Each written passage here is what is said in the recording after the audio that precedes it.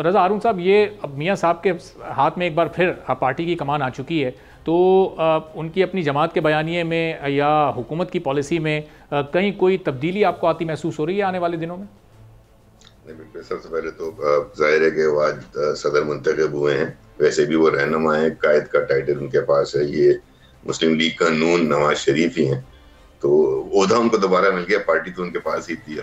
तो सबसे पहले तो मुबारकबाद दूंगा नवाज शरीफ साहब को, तमाम मुस्लिम लीग की क़यादत को, कि नवाज शरीफ साहब जो हैं दोबारा मुस्लिम लीग के सदर मुंतखब हुए हैं। हुकूमत की पॉलिसी हो या मुस्लिम लीग की पॉलिसी हो, उसमें कोई वाज़ेह फर्क नहीं होगा, क्योंकि नवाज शरीफ साहब तो अपने जब वो वापस गए थे, गालिबन 21 अक्टूबर का जब वो वापस आए थे, जब अपने अवामी खिताब में उन्होंने फरमाया था और उस बात पे बिलीव रखते हैं कि डायलॉग होना चाहिए। मुल्क बड़ा मुश्किल में है, बहुत परेशानी है, मुश्किल आते हैं। आसिफ जरदारी साहब, बिलावल भुट्टो साहब पार्लियामेंट के फ्लोर पे भी ये बात कर चुके हैं, अवामी जलसों में भी बात कर चुके हैं कि मुल्क जिन हालात से गुजर रहा है, जो हमारी माशी सूरत हाल है, उसमें पॉलिटिकल इंस्टेबिलिटी को बहुत अरसे तक हम हवा नहीं दे सकते, और मिलकर बैठना, सबके मिलकर बात करना बहुत जरूरी है। अब तमाम सियासी जमातें जो हुकूमत में है या हुकूमत में नहीं है, वो तो समझती हैं कि डायलॉग ही वाहिद रास्ता है जिससे आगे बढ़ा जा सकता है। प्रॉब्लम आ जाती है पीटीआई की तरफ। पीटीआई की भी लीडरशिप के बहुत से लोग हैं जो अक्सर ढके छुपे लफ्जों में डायलॉग की हिमायत भी करते हैं, बात भी करते हैं, लेकिन जाहिर है कि पीटीआई भी एक फर्द वाहिद से चल रही है ना, जैसे हमारे यहाँ सियासी निजाम है।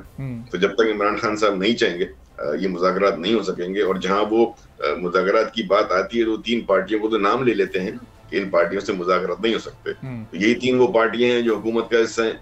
Fortunately unfortunately for Imran Khan या पीटीआई, तो मुज़ाकरात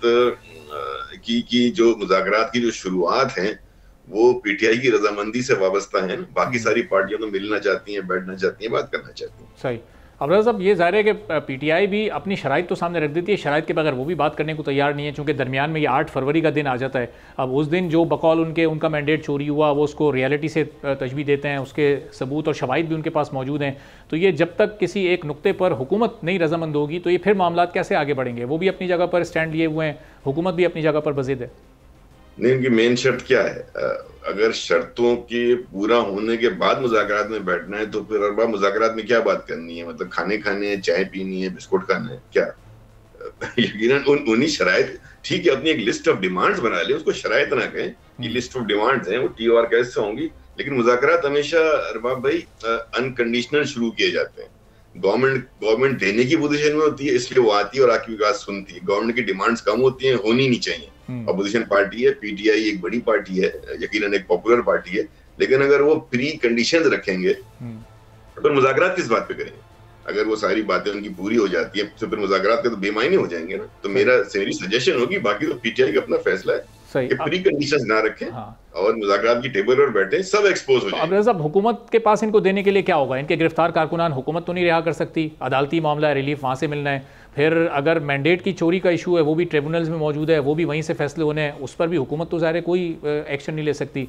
हाँ, कमीशन का जो इनका मुतालबा है कि अदालती कमीशन एक बन जाए, वो 9 मई पर भी बन जाए, वो 8 फरवरी पर बन जाए, उस पर शायद एक नुक्ता ऐसा है कि हुकूमत अपनी रजामंदी शो करे तो फिर शायद मामला आगे बढ़ सकें। इस एक चीज़ के अलावा तो कुछ भी नहीं हुकूमत के पास। अगर कुछ मामला अरबाब भाई ऑलरेडी अदालतों में है या इन्वेस्टिगेशन इंटेरोगेशन की प्रोसेस में है, प्रोसिक्यूशन की प्रोसेस में है, तो वो तो ड्यू प्रोसेस में वैसे ही कंप्लीट होंगे।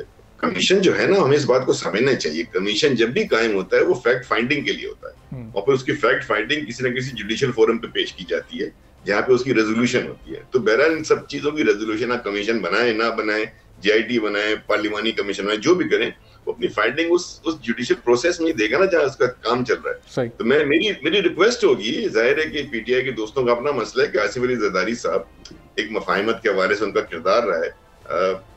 वो प्रेसिडेंट हाउस में पाकिस्तान के प्रेसिडेंट हैं, विफाक के नुमाइंदे हैं। तो अगर वो कह रहे हैं ज्वाइंट पार्लियामेंट की अपने सदर, जब उनका खिताब था, उन्होंने कहा ना कि पोलराइजेशन बहुत बढ़ गई, तमाम सियासी जमातें मिलकर बैठ जाएं। अगर आपस में बैठने में कोई प्रॉब्लम है, तो प्रेसिडेंट हाउस जो है वो यकीनन एक ऐसा घर होता है जो विफाक का नुमाइंदा है, जो विफाक की अलामत है, वहां सब लोग बैठ जाएं। और जो भी फरीकैन है, जो अपने आप को फरीकैन समझते हैं, वो बैठ के सरासिर गुफ्तगू करें और मामला को रिजॉल्व करें। देखें, डायलॉग ही, कल हमने देखा ना कि अली अमीन गड्डापुर जो है वजीर आला KP, वफाकी वज़ीर दाखिला मोहसिन नकवी साहब और अवैस लगारी साहब से मिले ना जाकर। बिल्कुल, प्रेस कॉन्फ्रेंस हुई है बड़ी लंबी। वो तो इतना कब्जा कर लूंगा, लेकिन जब जाके मिले, बातचीत हुई, मुलाकात हुई, तो एक माहौल बना, मामला रिजॉल्व। तो मुलाकातों और बातचीत से ही मामला रिजॉल्व होते हैं, बाकी सियासी बयान अपनी जगह। सब्सक्राइब करें और बेल दबाएं ताकि कोई खबर रह न जाए।